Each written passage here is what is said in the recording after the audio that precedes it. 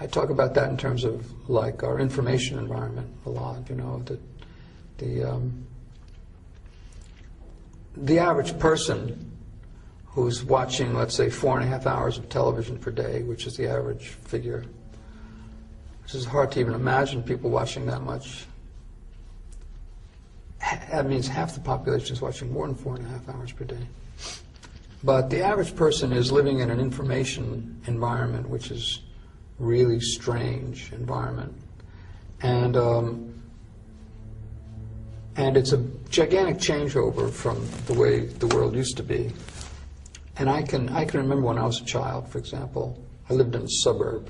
Well, it was actually kind of rural to begin with. Then it turned into a suburb later on, but it was pre-television. And I can remember coming home and having nothing to do.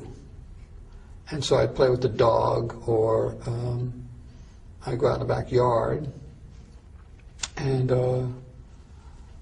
eventually I would sink into a kind of a boredom, you might say, or a sort of like nothing to do. And so that bottom space of nothing to do was in some ways the root of creativity, because it's from there that you say, well, I'm going to do something now. I think for the most part now, people, and children in particular, will just flip on the TV at that point, or music.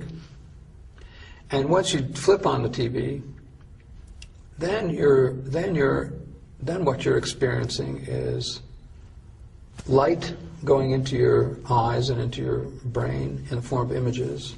The images are moving very, very rapidly, and they're changing very rapidly. You may see 20 or 30 edits in an average minute of television viewing, so the information is constantly changing. There's been a lot of research on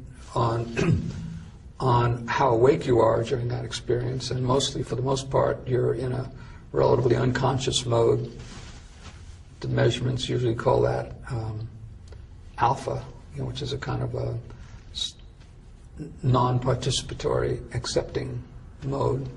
That's the only way you can really watch television, because if you're in an active mental mode, you really can't let these you'd interfere with the process of receiving the information too much, and you wouldn't get the information.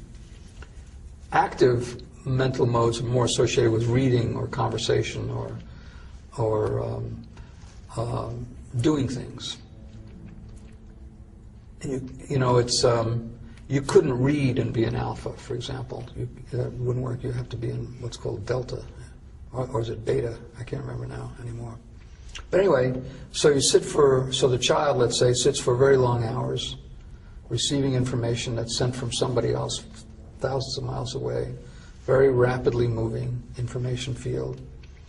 And there's been a lot of research on how that causes hyperactivity among kids. People are wondering why there's so much hyperactivity now. And the researchers find that process of receiving rapidly moving information, especially when the information may be violent information or, in other ways, intended to be stimulating information, causes what's called a fight or flight reaction, where you want to react to what you're seeing, but it's television, so there's no point in reacting. So you pull back from the reaction, and then you want to react, and then you pull back, and you go back and forth on this wheel of action-reaction. And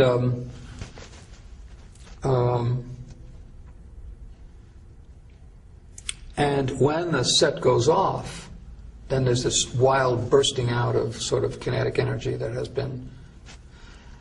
And the set goes off, and you're no longer living in an information field which is moving very rapidly, and your mind is no longer receiving these constant images. The room is just there. It's just there. It's just nothing is really happening. And I think there's a sense of kind of real desire to get back up to speed, you might say. A lot of people talk about television viewing as a drug, and they like to think of it in terms of it being Valium.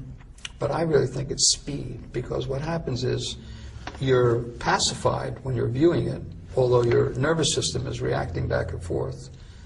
But when the thing goes off, your nervous system is still reacting, but the information field has stopped. And so in some ways you have to get your system back up to speed. So then you go outside, let's say, and all the cars are moving fast, or you've got a Walkman on, and that's speeding you up. Or if you go out into nature, though, if you go out onto nature, it's barely happening at all. You know, it's very hard to experience grass growing, or to see the interactions of nature if your whole internal system has been sped up. So I think that for a lot of kids that becomes a very uncomfortable experience, and so they sort of have to get back up to speed and back to the machines, back to the speed, and so TV set goes back on, and it's used in that way as a kind of drug. So I think what's happening is that television viewing for children, and I think to some degree for adults, is a training for more hyperactive lifestyles and hyperactive informational systems, and for speeding up the nervous system and speeding up. It actually pacifies the mind, but it speeds up the desire to do something else. Have you seen and that is putting people into a kind of emotional, psychological state which makes it impossible to relate to nature. So I mean, it's concrete alienation again. It's internal alienation. Plus, images are going in which stay in, which can't be got out either. So it's a real heavy impact. And in the modern world, another point is that 70% of this information is controlled by 7 corporations. 70% of global media, and that's not only television. That's also radio and magazines and books and movies and billboards and theaters. 70% of global media is controlled by 7 corporations. And 3 corporations control 50% of the 70%. They are AOL Time Warner, Disney, and Fox. And the other 4 among the top 7 are Sony, Viacom, General Electric, and Bertelsmann, I think, now. These people are controlling 70% of all the information that's moving through the world.